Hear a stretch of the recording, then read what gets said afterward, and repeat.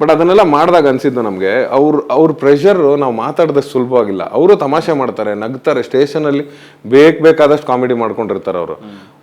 But ಅದನ್ನೆಲ್ಲ ಮೀರಿ ಅವ್ರು ಮೀಟ್ ಮಾಡುವಂತಹ ನೆಗೆಟಿವ್ ಎನರ್ಜೀಸ್ ಇರುತ್ತಲ್ಲ ಸುತ್ತ, ಕಳ್ಳ ಆಗಿರ್ಬೋದು, ಇನ್ನೊಬ್ಬ ಕೊಲೆಗಾರ, ರೇಪಿಸ್ಟ್, ಮತ್ತೊಬ್ಬ ಇನ್ನೊಬ್ಬ.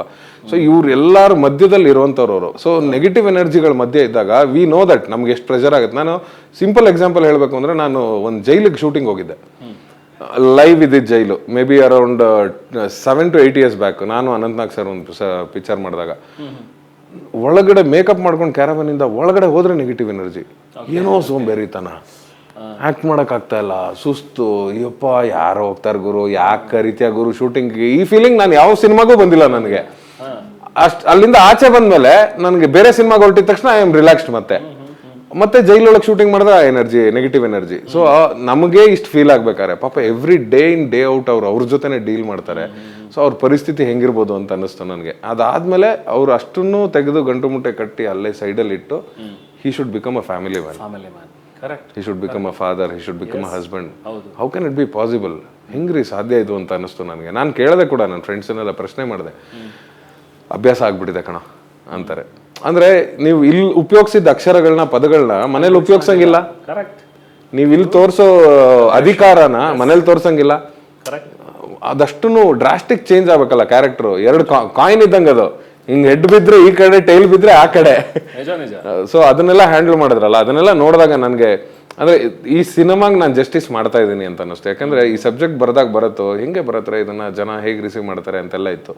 ಬಟ್ ಅವರ ಸತ್ಯಾಂಶ ನೋಡಿದ್ಮೇಲೆ ನನಗನ್ಸಿದ್ದೇನು ಅಂದರೆ, ಎಸ್, ಜನರಿಗೆ ಪೊಲೀಸ್ ಅನ್ನೋರ ಮೇಲೆ ಒಂದು ಸಣ್ಣ ಪ್ರೀತಿ ಇರಬೇಕು, ಹೆದರಿಕೆ ಅಲ್ಲ. ಈಗ ನಾವು ತಪ್ಪು ಮಾಡಿದ್ರೆ ಮಾತ್ರ ಅವ್ರು ನಮಗೆ ಬೈತಾರೆ, ನಾವು ತಪ್ಪು ಮಾಡದೇ ಇದ್ರೆ ಅವ್ರು ಏನಕ್ಕೂ ಬೈಯಲ್ಲ. ಆ್ಯಂಡ್ ಯಾರೋ ಒಬ್ಬ ಮಾಡ್ಬೋದು. ನನಗೆ ಇದನ್ನೇ ನಾನು ಪ್ರೆಸ್ ಮೀಟಲ್ಲಿ ಮಾತಾಡಿದಾಗ ನನಗೊಂದು ಕ್ವೆಶನ್ ರೈಸ್ ಆಯಿತು. 80% ಜನ ನಿಮಗೆ ಡಿಪಾರ್ಟ್ಮೆಂಟಲ್ಲಿ ಲಂಚ ತಗೋತಾರೆ ಅಂತಲೇ ಇದೆ, ನೀವು ಹೇಗೆ ಅವ್ರ ಬಗ್ಗೆ ಅವ್ರು ಒಳ್ಳೆಯವರು ಅಂತ ಸಿನಿಮಾ ಮಾಡ್ತೀರಾ ಅಂತ ಕೇಳಿದ್ರು. ಸರ್ 20% ಇದಾರಲ್ಲ ಅಂದೆ. ಹಾಂ ಇದ್ದಾರೆ ಅಂದರು. ಅವ್ರನ್ನ ಯಾಕೆ ಮರಿತಾ ಇದ್ದೀರಾ ಅಂದೆ. ಅವ್ರು ಒಳ್ಳೆ ಕೆಲಸ ಮಾಡಿದ್ದನ್ನು ಅಪ್ರಿಷಿಯೇಟ್ ಮಾಡಕ್ಕೆ ಯಾರೂ ಇಲ್ವಲ್ಲ. ಕರೆಕ್ಟ್, ಪರ್ಸೆಂಟೇಜ್ ವೈಸ್ ಇದು ಜಾಸ್ತಿ ಇರ್ಬೋದು, ನೀವು ಬೈತಾ ಇದ್ದೀರಾ, ಇಡೀ ಪಬ್ಲಿಕ್ ಅವ್ರನ್ನ ಬೈತಾ ಇದೆ. ಬಟ್ ಆ 20% ಕೂಡ ಮನುಷ್ಯರೇ ಅಲ್ವಾ? ಅಂದ್ರೆ ಇಷ್ಟು ದೊಡ್ಡ ಸೊಸೈಟಿಯಲ್ಲಿ ಅವ್ರು ಅಷ್ಟು ಪ್ಯೂರ್ ಆಗಿರೋದು is A very tough task. Very true ಅಲ್ವಾ? ಲಂಚ ಕೊಡೋನ್ ಇರೋ ತನಕ ಲಂಚ ತಗೊಳ್ಳೋನ್ ಇದ್ದೇ ಇರ್ತಾನೆ. ಲಂಚ ಯಾಕೆ ಕೊಡ್ತಾನೆ? ಇವ್ನು ತಪ್ಪು ಮಾಡಿದಾನೆ ಅದಕ್ಕೆ ಕೊಡ್ತಾನೆ. ಸೊ ಇದಿಷ್ಟ್ರ ಮಧ್ಯದಲ್ಲಿ ಅವ್ನು ಯಾರೋ 20% ಪ್ಯೂರ್ ಆಗಿದಾರಲ್ಲ, ಸೊ ಅವ್ರನ್ನ ಯಾಕೆ ನಾವು ಪ್ರೇಸ್ ಮಾಡಬಾರ್ದು, ಅವ್ರನ್ನ ಯಾಕೆ ಹೊಗಳಬಾರ್ದು? ಓಕೆ, ಇವತ್ತು ಆ 20% ಹೊಗಳಿದಾಗ 20-40 ಆಗ್ಬೋದು, 40-60 ಯೂತ್ಗೆ ಅದು ಇನ್ಸ್ಪೈರ್ ಆಗ್ಬೋದು. ಎಕ್ಸಾಕ್ಟ್ಲಿ. 80% ಇದಾರೆ ಬಿಡಪ್ಪ, ಡಿಪಾರ್ಟ್ಮೆಂಟ್ ಹಾಗೆ ಅಂತ. ಎಕ್ಸಾಕ್ಟ್ಲಿ. ಯೂತ್ ವಿಲ್ ಸಿ 20% ಇದಾರಲ್ಲ, ನಾನು ಕೂಡ ಹಾಗಾಗ್ಬೋದು. ಆ 20-30 ಮಾಡೋಣ, 13-40 ಮಾಡೋಣ ಅಂತ ಹೋಗ್ಬೋದು ನಾಳೆ ದಿನ. ಸೊ ಈ ತರದ್ದೊಂದು ಚೇಂಜಸ್ ಆಗ್ಲಿ ಅನ್ನೋದು ನನಗೆ ಈ ಸಿನಿಮಾ ಮೂಲಕ ಆಸೆ. Very nice, very nice, very nice. So ನಿಮ್ಮ ಸತ್ಯವತಿ ರೈಟ್ ಕ್ಯಾರೆಕ್ಟರ್, ಸತ್ಯವತಿ ಏನ್ ಮಾಡ್ತಾ ಇದಾರೆ ಸಿನಿಮಾದಲ್ಲಿ? ಸತ್ಯವತಿ ಅವರು ಹೌಸ್ ವೈಫ್. ಅಂದ್ರೆ ಅವರು ಗಂಡನ ಚೆನ್ನಾಗಿ ನೋಡ್ಕೋಬೇಕು, ಮಗುನ್ ಚೆನ್ನಾಗಿ ನೋಡ್ಕೋಬೇಕು, ಅಪ್ಪ ಇದಾರೆ ಅಪ್ಪನ ನೋಡ್ಕೋಬೇಕು, ಈ ಮನೆಯಲ್ಲಿ ಇವರು ಮತ್ತೆ ಸತ್ಯವತಿ ತಂದೆ ಮಾಡೋ ಹರಕತೆಗಳನ್ನೆಲ್ಲ ತಡ್ಕೋಬೇಕು. ಸೊ ಒಟ್ನಲ್ಲಿ ಮನೆಯ ಬ್ಯಾಕ್ ಬೋನ್ ಅಂತ ಹೇಳ್ಬೋದು. Okay okay, very demanding Satyavati. ಪೊಲೀಸನ ಹೆಂಡತಿ ತರ ಸ್ವಲ್ಪನೂ ಡಿಮಾಂಡಿಂಗ್ ಅಲ್ಲ. ಅಂದ್ರೆ ಆಹಾ ಹೆಂಡತಿ ಅಂದ್ರೆ ಹಿಂಗಿರ್ಬೇಕಪ್ಪ, ನಾನ್ ಹಂಗಲ್ಲ. ಓಕೆ ಓಕೆ, ನಾನು ಹಂಗಲ್ಲ, ಬಟ್ ಸಿನಿಮಾದಲ್ಲಿ ಮಾತ್ರ ಹಾಗೆ ಅಂತ. ಓಕೆ, ಅಂದ್ರೆ ತುಂಬಾ ಡಿಫ್ರೆನ್ಸ್ ಇದೆ ನಿಮ್ಗೂ ರಿಯಲ್ ಲೈಫ್ಗೂ ಸತ್ಯವತಿಗೂ ತುಂಬಾ ಡಿಫ್ರೆನ್ಸ್ ಇದೆ. ತುಂಬಾ ಡಿಫ್ರೆನ್ಸ್ ಇದೆ. ಆಕ್ಚುಲಿ ಸತ್ಯವತಿ ನಮ್ಮ ಅಮ್ಮ ಕೆಲಸ ಮಾಡೋದು, ಹೌಸ್ ವೈಫ್ ಅಲ್ಲ. ಆದ್ರೆ ತುಂಬಾ ನಮ್ಮಮ್ಮ ಆ ಜನರೇಷನ್ ಗೆ ತುಂಬಾ ನಮ್ಮಮ್ಮ ತುಂಬಾ ಕಾಣಿಸ್ತಾ ಇದ್ರು ನಂಗೆ ಪಾತ್ರದಲ್ಲಿ. ನಂತರ ಪೂರ್ತಿ ನಮ್ಮನ್ನ ಕೊಟ್ಕೊಂಡು ಬೇರೆಯವ್ರಿಗೆ ಅಂದ್ರೆ ಗಂಡನ್ಗೆ ನಿಂತ್ಕೊಳ್ಳೋದಿದೆಯಲ್ಲ, ಅದು ಅಂದ್ರೆ ಅದು ಟ್ರೇಲರ್ ಅಲ್ಲಿ ಬರುತ್ತಲ್ಲ, ಬರ್ನೌಟ್ ಅಂದ್ರೆ ಗೊತ್ತಾ, ಸ್ಟ್ರೆಸ್ ಅಂದ್ರೆ ಗೊತ್ತಾ, ಅವ್ರು ಅದನ್ನ ತುಂಬಾ ತಡ್ಕೊಂಡಿದ್ದಾರೆ. ಇವಾಗ ಅದೆಲ್ಲ ಒಂಥರ ಇಸಮ್ಸ್ ಗಳು ಬಂದಿದೆಯಲ್ಲ, ಸೊ ಎಲ್ಲ ಬ್ರೇಕ್ ಆಗ್ತಾ ಇದೆ ಅಂತ ಅನ್ಸುತ್ತೆ. ಎಲ್ಲ ಬ್ರೇಕ್.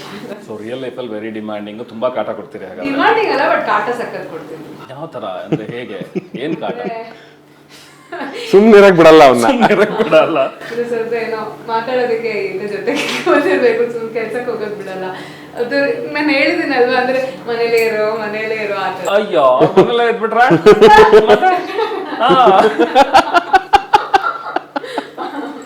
ಹೋಗ್ಲೇಬೇಕಲ್ಲ, ಕೆಲಸ ಮಾಡ್ಲೇಬೇಕು, ಏನು ಮಾಡೋಕ್ಕಾಗಲ್ಲ ಅಲ್ವಾ? ನಿಜ. ಅಂಡ್ ಸಿನಿಮಾದಲ್ಲಿ ಸಾಂಗ್ಸು, ರೊಮ್ಯಾನ್ಸು, ಡುವೆಟ್ಸು ಎಲ್ಲವೂ ಕೂಡ ಒಂದ್ ಸಾಂಗ್ ಏನ್ ಬಿಟ್ಟಿದೀವಿ ಅದೇ ರೊಮ್ಯಾಂಟಿಕ್ ಸಾಂಗ್. ಒಂದು ಐಟಮ್ ನಂಬರು ಇದೆ, ಆದ್ರೆ ಹೀರೋಯಿನ್ ಅಲ್ಲ, ಹೀರೋ ಮಾಡ್ತಾರೆ ಐಟಮ್ ಸಾಂಗ್. ಓ ವಾವ್. ಪ್ರಮೋದ್ ಶೆಟ್ಟಿ ಅವ್ರು ಇಷ್ಟು ದಿನ ಏನೇನ್ ಕಾಯ್ತಾ ಇದ್ದಾರೆ, ಇಷ್ಟು ದಿನ ಎಲ್ಲಾ ಸಿನಿಮಾಗಳಲ್ಲಿ ಕ್ಯಾರೆಕ್ಟರ್ಗಳನ್ನ ಮಾಡ್ಕೊಂಡು ಬಂದು ಒಳಗಡೆ ಇತ್ತಲ್ಲ ಆ ಟ್ಯಾಲೆಂಟ್ ಏಕಾಗಿ ವಾಲ್ಕನೋ ಆಗಿ ಹೊರ ಹೊಮ್ತಾ ಇದೆ. ಈಗ ಐಟಮ್ ಸಾಂಗು ನಾನೇ ಮಾಡ್ತೀನಿ, ಡುಯೆಟ್ಟು ನಾನೇ ಮಾಡ್ತೀನಿ, ನಿಜ ಅನ್ಕೊಂಡ್ಬಿಟ್ರೆ ಕಷ್ಟ. ಅದು ಐಟಮ್ ಸಾಂಗ್ ಅಲ್ಲ, ನಾನ್ ಕುಣಿದಿರೋ ರೀತಿಗೆ ಅವ್ಳು ಹೇಳಿರೋದು. ಅದೊಂದು ಇವೆಂಟ್ ಅಲ್ಲಿ ಬರುತ್ತೆ ಅಷ್ಟೇ ಸಿನಿಮಾದಲ್ಲಿ, ಬಟ್ ಅದ್ರ ಮೇಲೆ ಏನ್ ಸಾಂಗ್ ಇಲ್ಲ. ಬಟ್ 4 ಸಾಂಗ್ಗಳಿದೆ, ಎಲ್ಲ ಮಾಂಟೇಜ್ ಅಲ್ಲೇ ಹೋಗುತ್ತೆ. ಅಂಡ್ ಒಂದ್ ಸಾಂಗ್ ಅದೇ ಇದ್ದಿದ್ದು ರೊಮ್ಯಾಂಟಿಕ್ ಸಾಂಗ್ ಅಂತ ನಮ್ಗೆ. ಸೊ ಅದೊಂದು ರಿಲೀಸ್ ಮಾಡಿದ್ವಿ, ಜನ ಇಷ್ಟಪಟ್ಟಿದ್ದಾರೆ. ಅದು ಕೂಡ ಅಷ್ಟೇ, ಅಂದ್ರೆ ಇವ್ರಿಬ್ರು ಆಲ್ರೆಡಿ ಮದ್ವೆ, ಸಿನಿಮಾದಲ್ಲಿ ಶುರುವಲ್ಲೇ ಇವರಿಬ್ರು ಮದ್ವೆ ಆಗಿದ್ದಾರೆ, ಮಗು ಇದೆ. ಸೊ ಆಸ್ ಅ ಫ್ಯಾಮಿಲಿ ಮ್ಯಾನೇ ಕಾಣಿಸ್ಕೊಳ್ಳೋದು ಗೋವರ್ಧನ. ಸೊ ಆ ಗೋವರ್ಧನಂಗೆ ಹೆಂಗ್ ರೊಮ್ಯಾಂಟಿಕ್ ಸಾಂಗ್ ಮಾಡ್ತಾರೆ ಅಂತ ಯೋಚನೆ ಇತ್ತು ನಂಗೆ.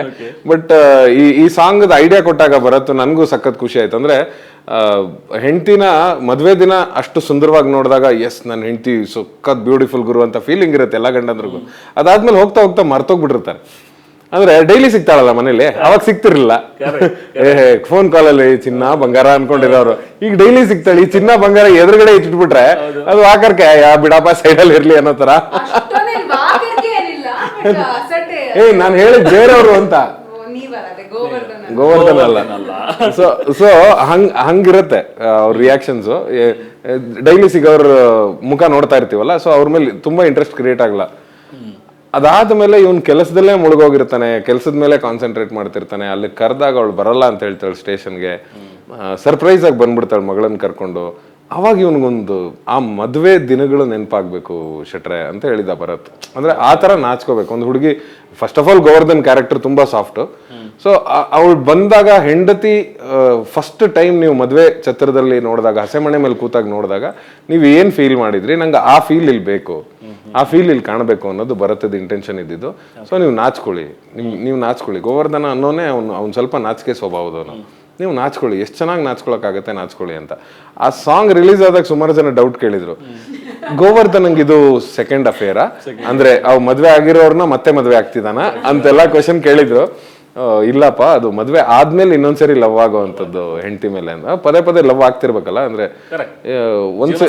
ಎಕ್ಸಾಕ್ಟ್ಲಿ ತಡ್ಕೋಬೇಕಲ್ಲ, ದಿನ ಮನೆಗೆ ಹೋಗ್ಬೇಕಲ್ಲ. ಆ ರೀತಿ ಈ ಸಿನಿಮಾ ಅಂದ್ರೆ ತುಂಬಾ ಬೇರೆ ಪರ್ಸ್ಪೆಕ್ಟಿವ್ ನ ಕೊಟ್ಟಿದೆ ಅಂತ ಅನ್ಸುತ್ತೆ. ಪೊಲೀಸ್ ನ ಕಾಣೋ ರೀತಿ ಇರ್ಬೋದು, ಮತ್ತೆ ಈ ಗಂಡ ಹೆಂಡತಿ ನಡುವೆನೂ ಒಂದೊಂದ್ಸತಿ ಆ ಪಾಸ್ ನೆಸೆಸರಿ ಇರುತ್ತೆ.